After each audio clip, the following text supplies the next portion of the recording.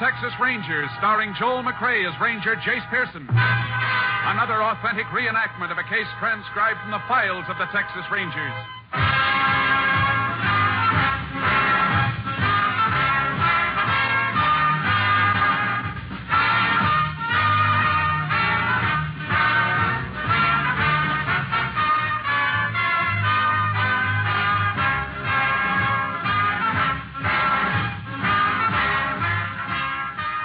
Dates and places in the following story are fictitious for obvious reasons. The events themselves are a matter of record.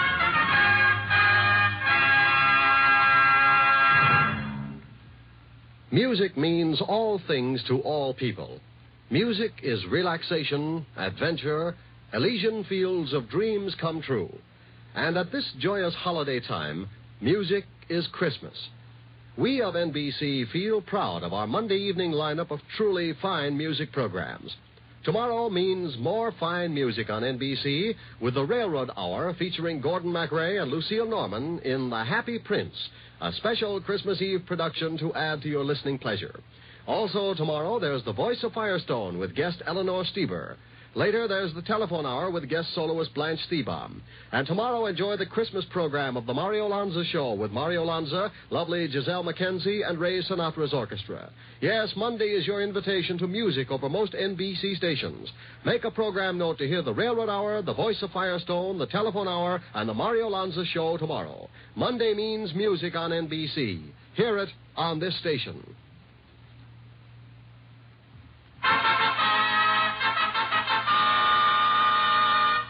And now, from the files of the Texas Rangers, the case called Christmas Payoff.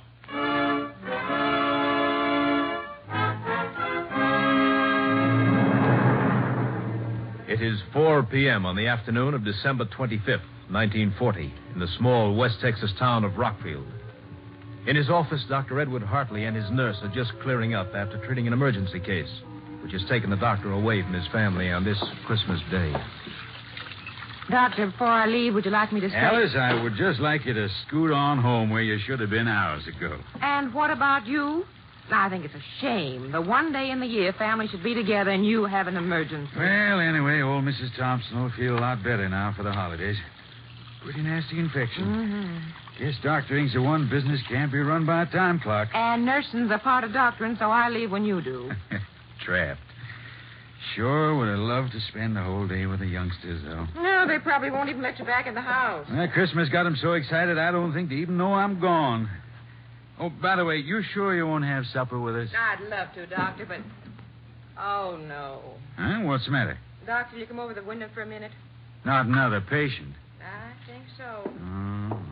Well, guess the Christmas tree can wait a little longer. Who is it? I don't know.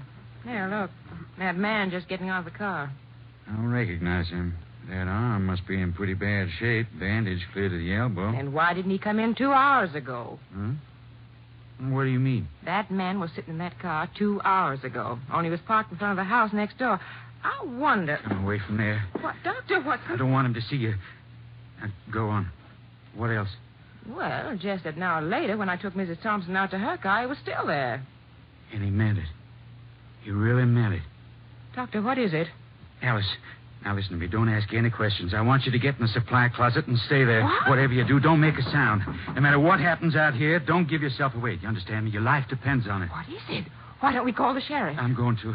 Now, hurry into the closet. Now, remember, not a sound. I should have known it'd come. I didn't know when. Oh, come on.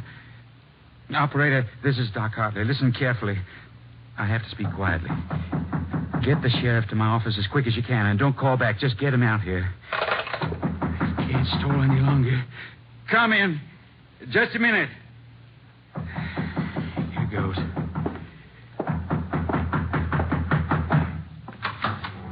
Yes? You Doc Hartley? That's right. Well, can I come in? Oh, of course. Come in. No, that's the supply closet. My dispensary is this way. Now, if you'll just get up on the table. Would you like to lie down? More comfortable for that arm. I'll sit. That's a lot of bandaging. What did you do to that hand? Think maybe I sprained it. You're the doc. Suppose you tell me. Always work this slow, Doc? Oh, I'm sorry. Where's your nurse? She's gone home long time ago. Not even supposed to be working today. This is Christmas, you know. Yeah, I know. Why don't you pull the last of the bandage off, Doc? Don't you want to see my hand? I know what's in it. Then I'll do it myself. Yeah. See? There's your Christmas present, Doc, in my fist. Nice 38. Don't you want it, Doc? Why are you doing this? Why? Maybe I shouldn't give it to you. You guessed what it was. Spoiled my surprise. Nah, you look like a nice guy. I'll give it to you anyway. Look at me, Doc. You know what it's for. You get your... Merry Christmas, Doc.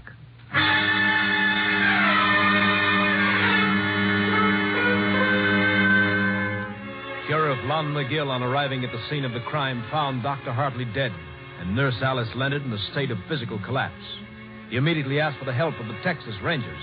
Ranger Jace Pearson was assigned, joining the sheriff at the doctor's office a short while later. Photographer will be out of your way in a minute, Jace. The nurse I told you about's in the other room. Maybe you want to talk to her first. Yeah, thanks, Sheriff. She's still as bad off as she was? Oh, she's some better now. It's a rough thing for a woman to have to go through. Yeah, plenty rough.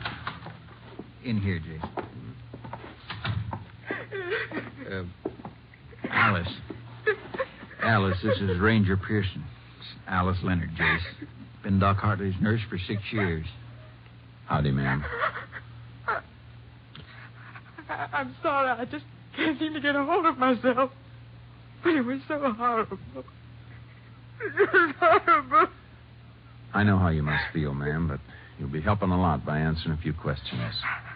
I tried. Fine. Sheriff here has given me what you told him, so I won't put you through that again. Just want to clear up a few things.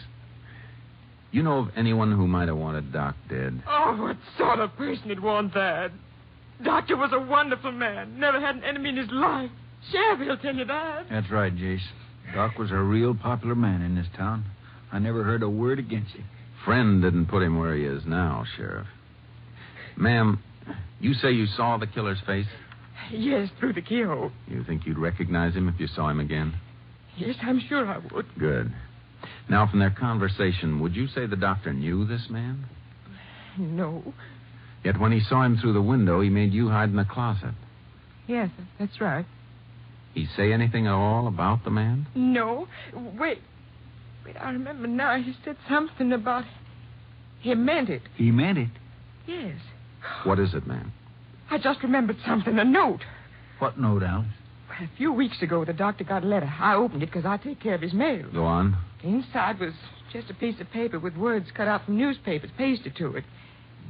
It said the payoff is soon. What did the doctor say when he saw it? Well, he just laughed, said it was some sort of joke. But I caught him sitting and staring at it a few times after that. You know where that letter is? Well, I think it's in his desk.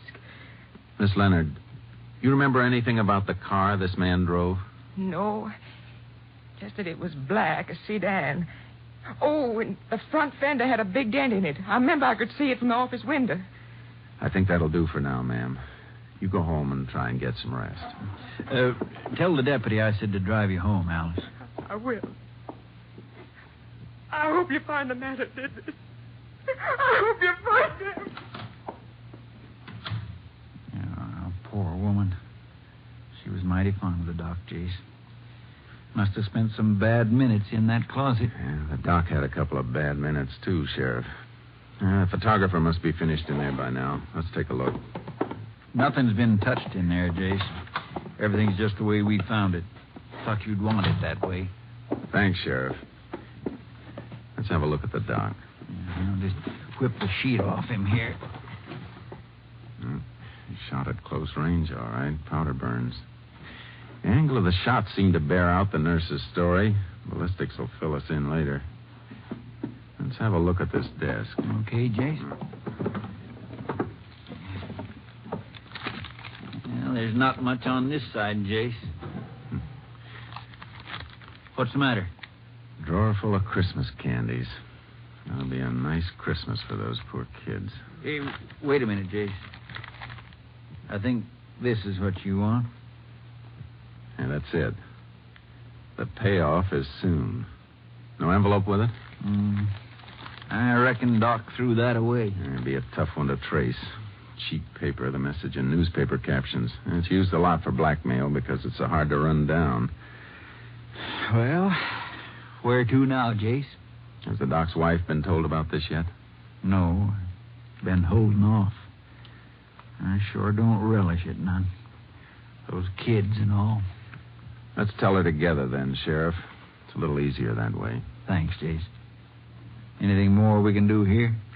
No, but before we go, I want to check on that black sedan with a smashed front fender. See if it's on the stolen car list.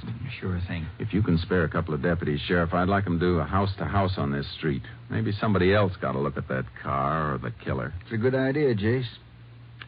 There's not much to go on, is there? There's enough. They always leave enough. And this is one killer I want, Sheriff. I want him bad.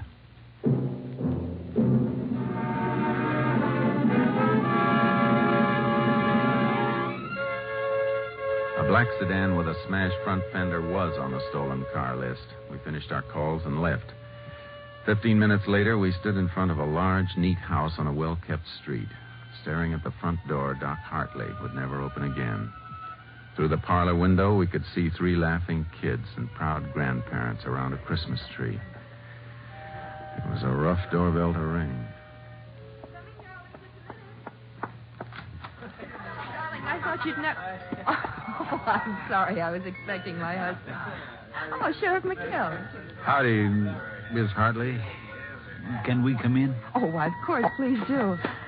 I imagine you want to see Ed. I'm sorry. He had an emergency, but if you like, I can... Mrs. Hartley, this is Ranger Pearson. Howdy, ma'am. Hello, Ranger. Pleased to meet you. Ma'am, can we speak to you privately?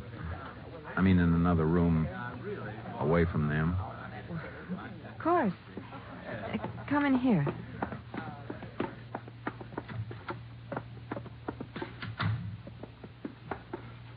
Well, what is it? Ma'am, it's best to say it quickly. Your husband, he's been killed. Oh, no. Here, you better sit down, Miss Hartley. There. I'm sorry, ma'am. How did it happen? He was shot, ma'am, by a man who came in asking for treatment. I want to find that man, Mrs. Hartley. I know how you feel at a time like this, but if you could answer a few questions, it'd help. I'll try. Has anyone threatened your husband that you know of? Did he seem worried lately? No. Did anyone call him today beside the woman he went to treat? Just a man. What man? A little past noon, the phone rang. Some man asked for my husband. I told him he was at the office on an emergency, and he just hung up. You recognize the voice, Mrs. Hartley? No. Just one more question, ma'am. Do you know of anyone who had a grudge against the doctor who'd have wanted this to happen? No. Nobody. Nobody except... Except who? Oh, I was thinking of that man, the one he sent to prison. Sent to prison, ma'am? I think I can explain that, Jace. You mean that Nixon thing, Miss Hartley? Yes. Well, it happened a couple of years back, Jace. A fellow named Al Nixon robbed the payroll of a gas cracking plant about 40 miles from here. Shot during the getaway, though. Came through here and forced Doc Hartley to treat him at gunpoint. You know what kind of stretch they gave him, Sheriff? No, I don't remember. You see, that was before I was sheriff. I was living at the other end of the county then.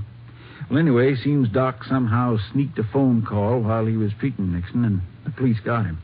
Isn't that right, Miss Hartley? Yes. They sent him to Huntsville. Mrs. Hartley, I'm sorry to put you through this. We're going to leave now. Is there anything we can do for you? Nothing. There's nothing anyone can do. How will I tell the children? Oh,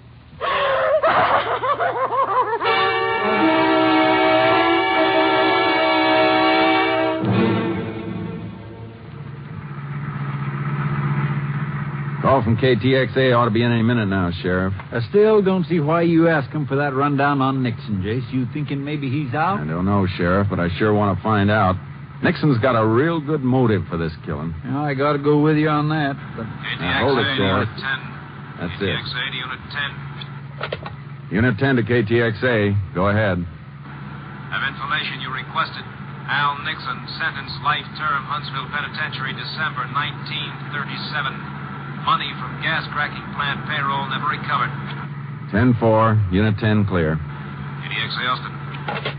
Well, that kind of kills that, don't it, Jace? Man with the best motive of all is serving life at Huntsville. It's still too good to pass by, Sheriff. What do you mean? Look, Nixon may be in Huntsville for life, but that doesn't change his motive. It's still good. So good I want to see him. I'm going to Huntsville in the morning.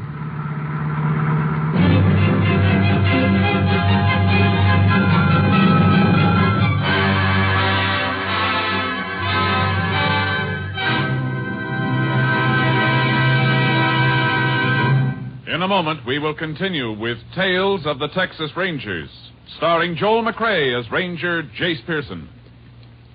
Who catches tuberculosis? The young? Yes, but so do the old. And so do people of any race or nationality. 500,000 Americans are afflicted with TB. 40,000 a year die from it. Yet TB is preventable and curable. It can be controlled. How? One way is through Christmas seals. Christmas seals are the sole support of the 3,000 voluntary associations affiliated with the National Tuberculosis Association, which are fighting to wipe out TB in their communities. The greater the Christmas seal sale, the nearer we are to ending the scourge of tuberculosis. If you haven't already purchased your Christmas seals, you can still buy and use them. Be glad of this easy, inexpensive way to help others. Be grateful for the opportunity to help safeguard your own home against the dread white plague. And now back to Tales of the Texas Rangers, starring Joel McRae. We continue now with Tales of the Texas Rangers and our authentic story, Christmas Payoff.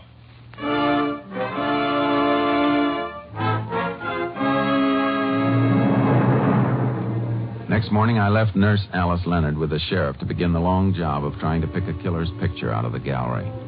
Then I headed for Huntsville. I wasn't in the visiting room 5 minutes when Nixon was brought in. A brutal-looking little man who shuffled forward and sat across the table from me, waiting for me to talk. My name's Pearson, Nixon. Ranger Pearson. What do you want, a medal for remembering your name? I want some answers. And if I don't give them to you, you'll have me arrested, huh? You remember Dr. Hartley, Nixon? Yeah, I remember him. Look around. Ain't this good reason to remember him? He didn't put you here. You put yourself here. Hartley put me here. Oh, but don't you worry a head about me, Ranger. I'll make out. Yeah. You worry about Hartley. Hartley's dead, Nixon. You mean that? He's dead. Shot to death.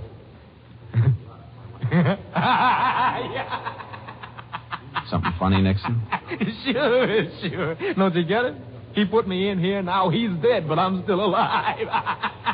Ooh, you cops, you're all so smart, ain't you? Sure, you got me, but you never got the money. And best of all, Hartley is dead. You're in the right place, Nixon. So that's why you're here, huh? Maybe I killed him, huh? Sure. I'll confess.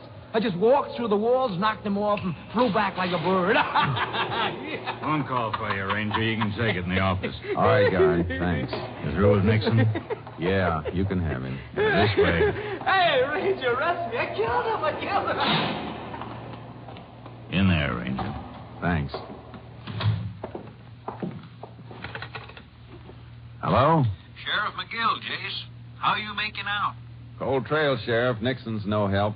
How'd you come out? Nurse picked out a picture, Jace. Swears it's him. Fella named Lou Crowder. You run a make on him? I sure did. He did the last 2 years in Huntsville. Released a week ago. Beginning to fit, Sheriff. Any more on that car? I was just coming to that. They found it about 100 miles from here. Abandoned in some brush just outside of Crest City. I want to see that car, Sheriff. Tell him to hold it where it is. As soon as I talk to the warden, I'm heading for Crest City. Want to meet me there? Sure thing, Jace. Meet you at the hotel. Never can tell what's coming, Sheriff. That cold trail's all warmed up again.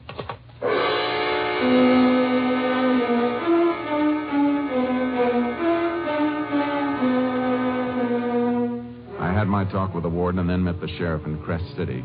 As we headed for the spot where the abandoned car had been found, I kept thinking of Doc's wife and her 3 small kids. I was getting closer to a killer, and I liked it. No, I don't know, Jason. No matter how I figure it, there's always a couple of loose ends. Well, then try this, Sheriff. Al Nixon is due in life for a payroll robbery, and he's convinced it's Doc Hartley's fault. Now, that payroll was never found because Nixon hid it someplace before they got him. Yeah, I follow that far, Jace. In Huntsville with Nixon was Lou Crowder. Now, Nixon knew he wasn't ever going to get to use that money, so suppose he made a deal with Crowder. Crowder could have it if he killed Doc Hartley. But what was to stop Crowder from just digging up the money and not killing the doc? No, Nixon's too smart for that, Sheriff. Probably set it up so he'd let Crowder know where the money is after he was sure of Doc's death. It figures all right. But how would he let Crowder know? By letter, Sheriff. The warden told me Nixon's already written Crowder 3 times. What good would that do? All mail coming out of Huntsville is censored, Jace. I know, but the 2 men had plenty of time to rig a code when they were together in the pen. Then a letter could be the answer. That's right. Yeah, the highway patrol car up ahead must be where the car is. Yeah. Yeah, this is it. Howdy. Howdy, fellas. There's a car, Jace, just behind this brush. Jace, even if your figuring's right, what do you reckon this car is going to tell us? Just one thing, Sheriff.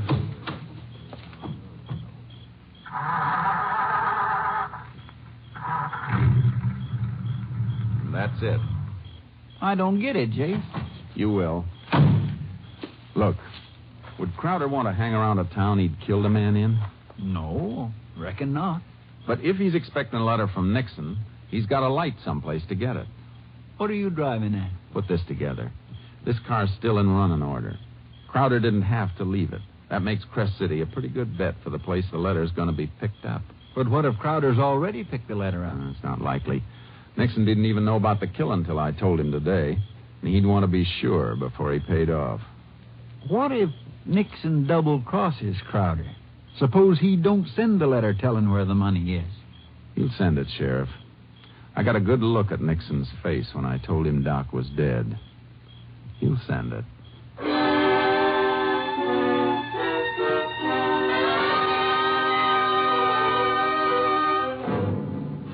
Back in Crest City, the postmaster agreed to notify us the minute he got any letter postmarked Huntsville without giving it out. The very next day, the letter was there, and a man had come in for it but was told it hadn't arrived. The postmaster had noticed the man was driving a car with a horse trailer attached. I got my horse trailer, and we set the trap in the post office the next morning. That's Crowder, all right, Jace. He got the letter. Shall we take him? No. Hold it, Sheriff. What's the matter? I don't want to take a chance. He's probably armed. Some of these people may get hurt. Well, what are you going to do? Give him a lead and tail him. All right, let's move up the front door and see where he goes. I've been expecting a Cadillac, if you want. He just got in that car, Jace. Yeah. The one with the trailer. He's pulling out. Come on. You reckon he'll head straight for that money? Yeah, there's no doubt about it. He's not pulling that horse trailer for nothing. He must be heading someplace he can't use a car. It's all right with me. We'll get him, Sheriff. Wherever he goes, we'll get him.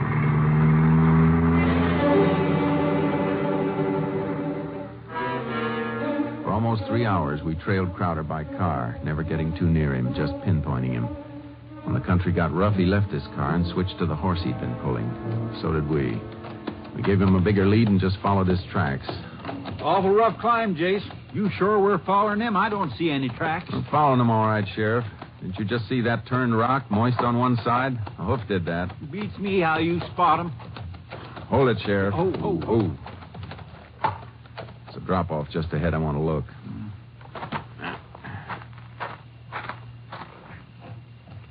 See anything, Jay? Shh. Hold it.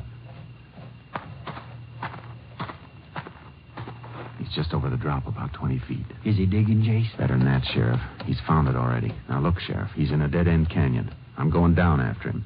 You cut along this ridge and close in from the base. All right, Jace, but be careful. Come on, boy.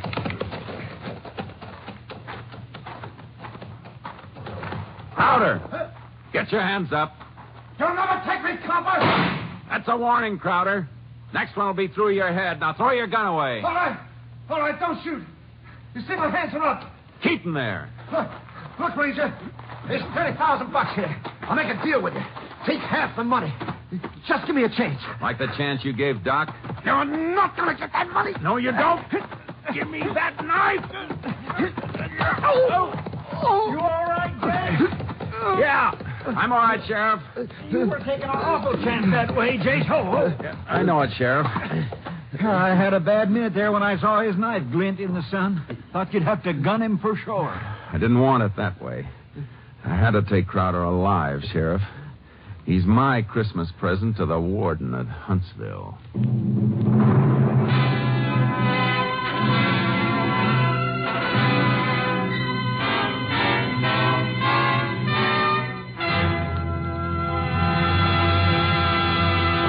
In just a moment, we will tell you the results of the case you have just heard. With Christmas just around the corner, we at NBC hope that you all will have a joyful, happy holiday season. With the program scheduled on the NBC radio network, we will try to add to your listening pleasure as you relax and tune for your favorite entertainers. Special programs are planned by all of our NBC shows, and we know that you'll want to hear as many of them as you possibly can. To put it in musical form, here is a holiday wish from the NBC Chimes. Happy holiday, happy listening, happy holiday, happy listening. NBC wishes you a season of good cheer. A merry, merry Christmas and a happier New Year. Happy holiday, happy listening, happy holiday, happy listening. Yes, from all of us at NBC to all of you throughout the country comes this sincere, hearty wish for a Merry Christmas.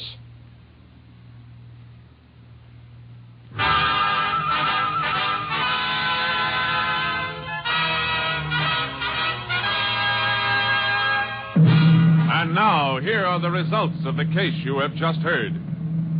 On February 3rd, 1941, Al Nixon was removed from Huntsville Penitentiary to stand trial along with Lou Crowder for the premeditated murder of Dr. Hartley. Both men were found guilty. The sentence, death in the electric chair. This is Joel McRae, folks. I just want to say I hope you'll all have a happy holiday season and many more to come. See you next week. Next week, Joel McRae in another authentic reenactment of a case from the files of the Texas Rangers.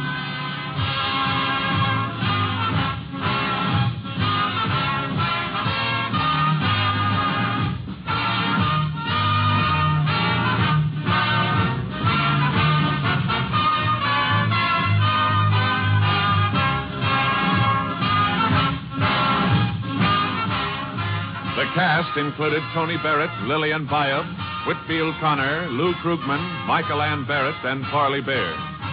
Technical advisor was Captain M.T. Lone Wolf Gonzalez of the Texas Rangers. This story was transcribed and adapted by Anthony Barrett, and the program was produced and directed by Stacy Keach. Hal Gibney speaking.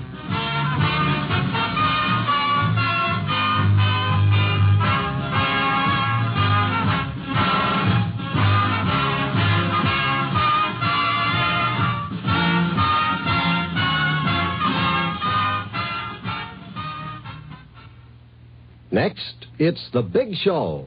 All this and Tallulah, too, on NBC.